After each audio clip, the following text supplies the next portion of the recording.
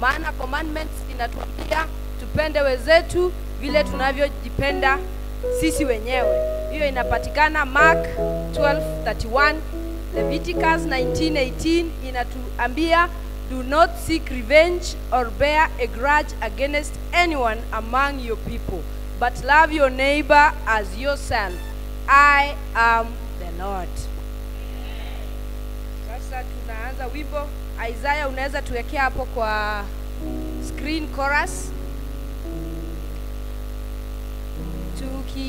Tukipenda wenzetu,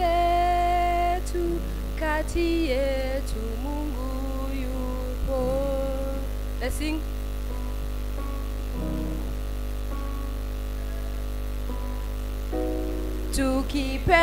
Tukipenda wenzetu, kati yetu Mungu yupo. Tukipenda wenzetu, kati yetu Mungu yupo. Aliyetufanya tuwe ndugu ndiye Yesu, ndugu yetu. Chuki yote na hasira kati yetu ziondoe. Tukipenda wenzetu, kati yetu tukipenda